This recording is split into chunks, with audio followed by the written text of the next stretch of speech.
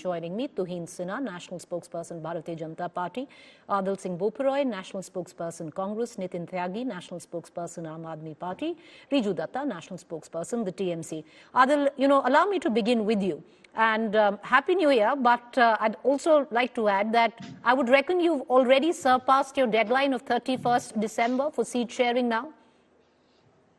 Well, happy New Year, Preeti, and wishing you a wonderful year ahead. Coming to your question, I do believe that a common narrative is certainly in place. And that narrative is against BJP's mismanagement when it comes to issues like unemployment, price rise, and the denigration of institutions. Yes, as far as seat sharing is concerned, the tickets are concerned, who's going to fight which seat is concerned, of course, that's work in progress, but that's also work in progress within the BJP fold. So therefore, these are issues which take time. There are nuances involved. Every political party may want a larger part of the pie. Ultimately, there is a narrative, there is an understanding, and there is a fundamental agreement amongst all political parties that today we're at a crossroad. And that crossroad is to save India and save India's constitutional ethos from the onslaught of a majoritarian government which does not believe in the rule of law, which does not believe in a level playing field. Okay. Therefore, it is work under progress. There is agreement on a host of issues. And in any democratic formation, let's take the case of your network for that matter. This is a mere illustration. There are bound to be different views. But when you come out, when you've decided that, yes, this is a narrative which has to be propagated, this is a common decision which has been taken, everybody is on board. But all right, Adil, I'll give you an example because you quoted my organization. There are bound to be difference of opinion. There are bound to be very, very different ways of how each one of us would conduct ourselves, but not one thinks that he or she is superior to the other. The problem there, what lies with the India bloc is, and that comes mostly from your own allies, that the Congress wants to play not just brother, but the big brother or the overarching figure overall. For example, the demand of 8 seats when you just got 2 out of 42 in a state like West Bengal. You just had 1 seat that you won in 2019 in Maharashtra, and now thumbing your nose to the demand of the Uddhav faction of the Shiv Sena. There's a bit of delusion attached to all of this, which is not going down well with your own allies, and they seem to be losing patience, sir. Preeti, you have to understand one thing, and I think there's no dispute in this, notwithstanding what anybody may say. The only political party which has a national footprint amongst the India Alliance is the Congress Party. I think my friends from the TMC and the Aam Aadmi Party will agree on this. Yes, in some states we are stronger than the others. In some states, of course, it's work under progress. Having said this, minor wrinkles happen in any discussion. It happens in discussions amongst family members. I may disagree with my father or my mother. So that doesn't mean that there is a rift or there is a gulf or that, we are engaged in a tug of war. The point is, for a democratic formation like the India Alliance, all parties have to come together and realize a common mission. And just to respond to one of the key takeaways from your presentation earlier, I think there is a narrative. Okay. Yes, for the rest, we are working and we're working diligently and conscientiously. But as far as the narrative and common messaging is concerned, I think there is unanimity amongst Riju Datta, is your party losing a bit of patience because the sheer fact that there is an India alliance, it's not about ideology, it wasn't about messaging, it wasn't about narrative, it was about seat sharing together and looking at a figure which would defeat the Bharatiya Janata Party. Is your ally, the Congress, being a little slow in that? See, when you say we do not have an ideology, I do not agree to that statement because I believe the fight of 2024 is bigger than the India alliance. It is to save India, that is Bharat, and the Indian constitution.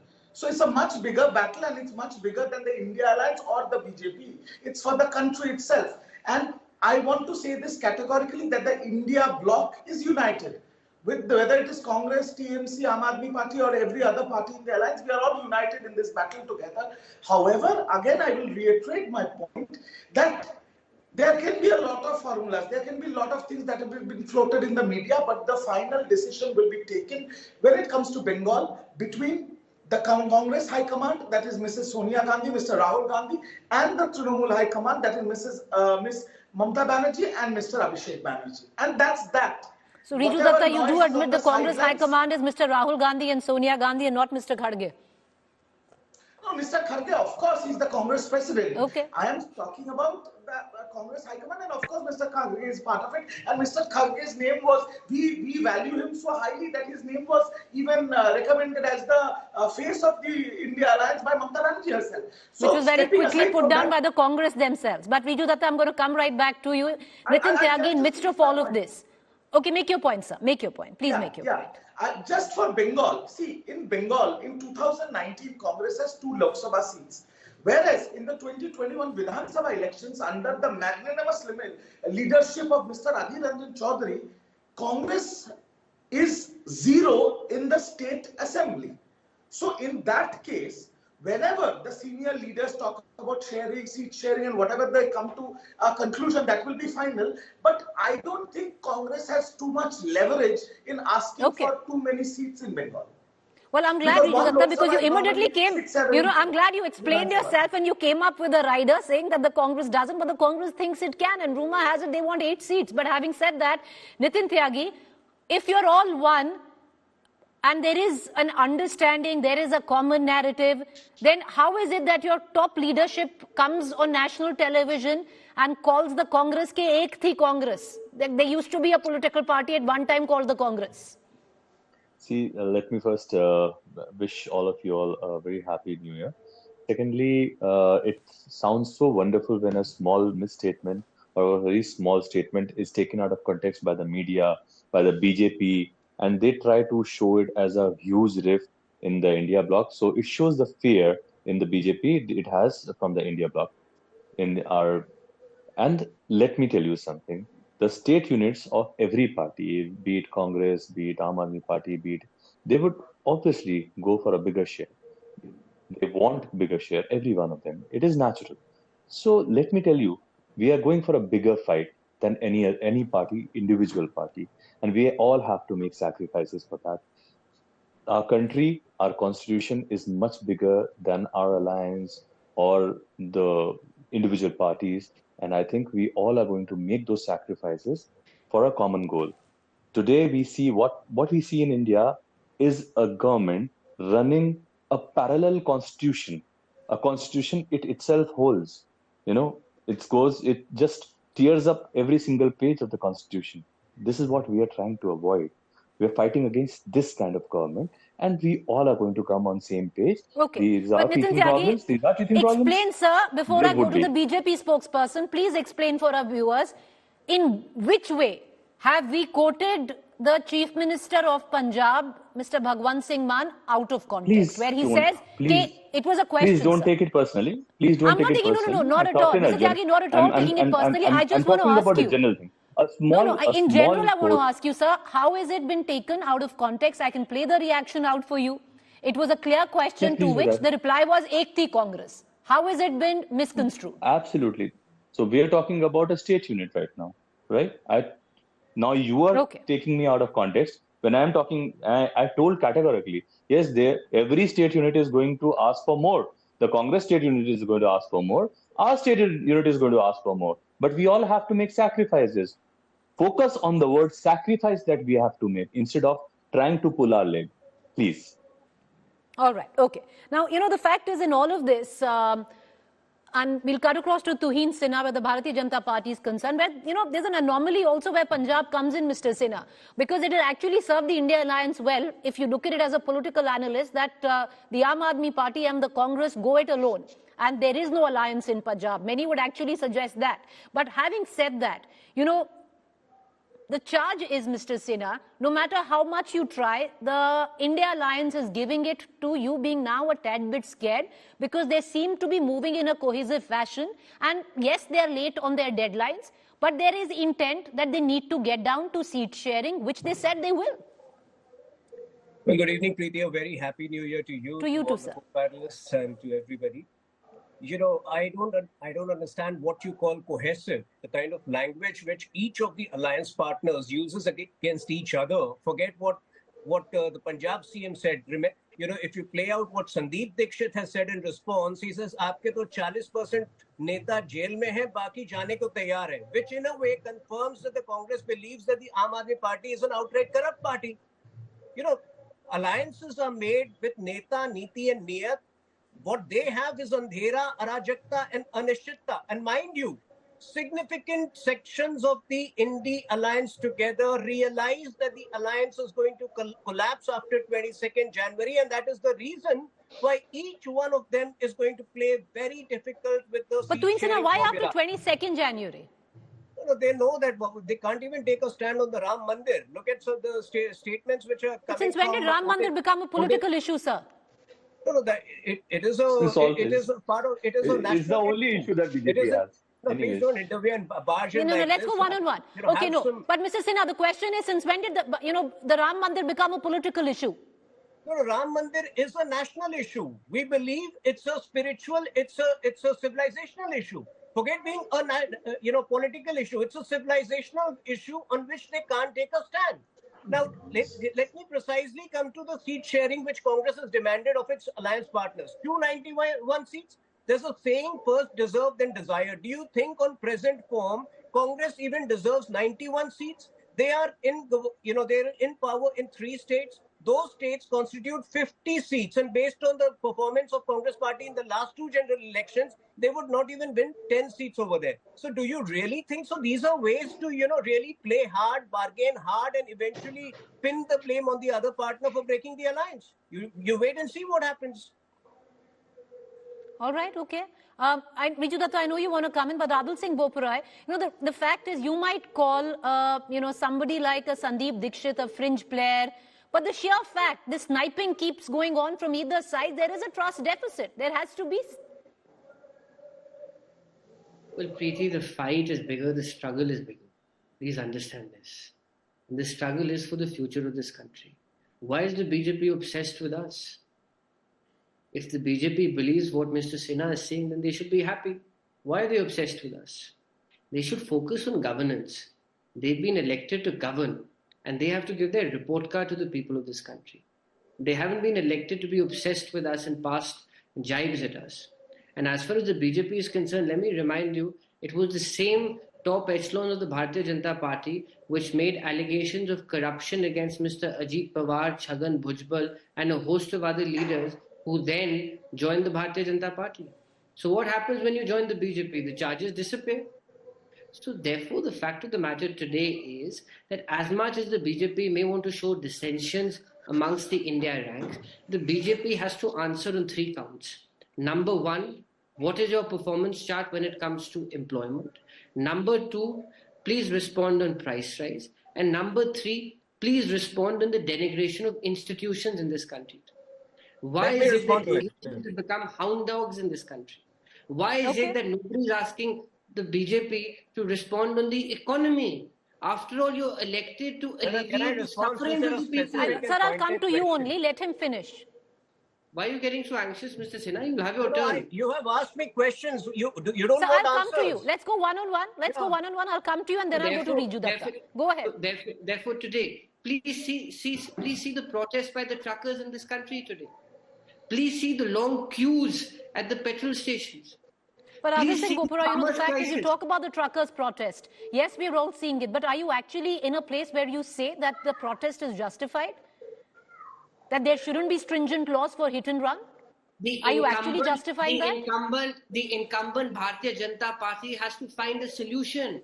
I'm saying this from the point of view that an ordinary consumer should not suffer waiting in lines at petrol stations. Okay. Instead of giving us sermons and lectures, find solutions. You're in power. That is my point. All right. Tuhin Sinha, please respond. Then I cut across to Riju Datta. Since the Congress wants us to focus on administration, let me educate the congressperson on what exactly is administration. 315 hospitals were created by the central on the initiative of the central government. Before we come to can we let's go one by one?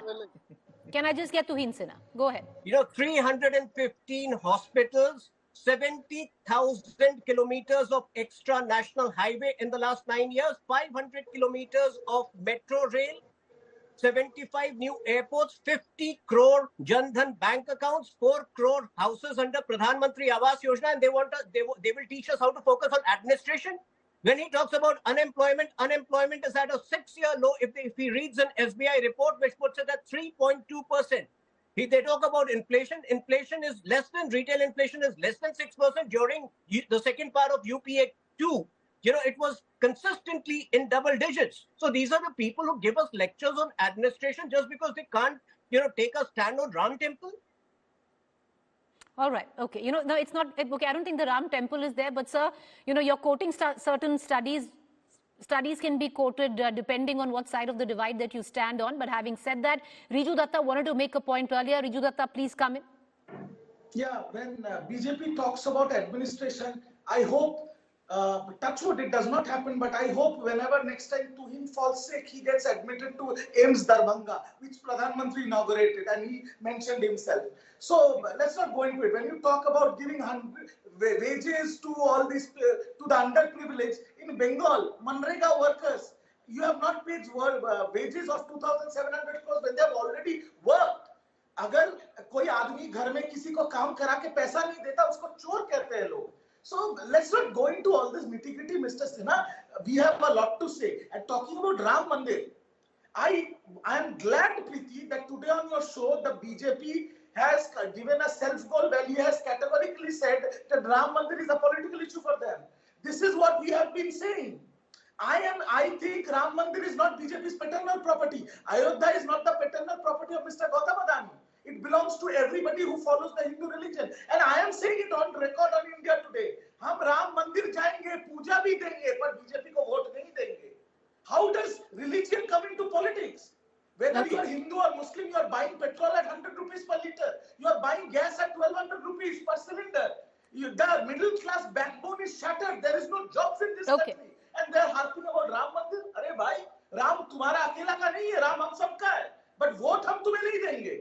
And the people of this country will not vote for you. All right, because you talk about religion, you do not talk about the Nitin Tyagi, you want to come in very quickly because, the question that is going to be asked of the India Alliance, and it will keep being asked till the time at least there is some conclusive, benchmarks that you reach on seat sharing. Right now, what we can only see is sniping, nothing really conclusive coming on ground. See, sniping, yes, you can call it sniping, definitely. When you see people, you're talking about a lot of people in these, Mr. Dixit you were talking about. I do not want to comment on that. And these are not people who would be actually be the decision makers. But yes, definitely, let's talk about the whole India Alliance right now is focused upon giving one versus one kind of candidate in the upcoming elections, and we are committed to that. We are committed to giving a government to this country which is helpful for the farmers, which is helpful for the students, for the youth.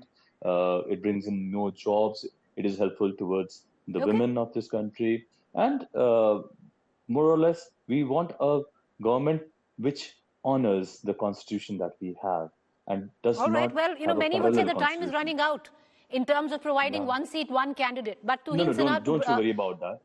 No, we are not the ones to worry. We are only here to debate. But Tuhin Sinha, I want to bring you back into this debate. The question is, the sheer fact that the opposition can come together, you might say the chemistry lies with you. But just if you look at arithmetics, it has gotten under your skin. Many would suggest, the last session would not have seen a suspension, which was historic, of 146 parliamentarians if you were not spooked. I'm challenging these opposition MPs. You go and fight the election and try to create sympathy for yourself. You will not get that sympathy. Because the fault lines today are very clear. On the one hand is the ruling party, which has a vision for the next 20 years. And on the other hand is an outright corrupt and opportunist alliance. Hemant Soren, one of their core partners, has, evaded going to ED for the 7th time. His arrest is imminent. Ideally, that should have happened 1 year ago. So again, they would blame us and say, talk about the timing, you're doing it just before the Lok Sabha elections. But fact is, these people don't have a vision for the future. And today, mind you, on your show, so far, we have heard, the opposition talking ill about the Prime Minister, but the TMC spokesperson wanted to send me to Ames, Bhagalpur. So look at the kind of, the negativity they bring to the table. Do you think... But so what's wrong with that? He's saying Ames Darbhanga. You yourself counted it as one of the benchmarks of administration and governance. What's wrong with going to? Why is it negative? No. Why does he wish that I go there? Why does he, he's not happy seeing me on your show, is it? He's not happy seeing me healthy. So this is the kind of mentality do you think Ames they have. Okay, go ahead. Okay. All right. I have terribly run out of time. So what I'm going to do is I'm going to let this rest. But, one thing that we don't even need to confirm, it's a debate that is going to continue in days to come. With that, a quick wrap.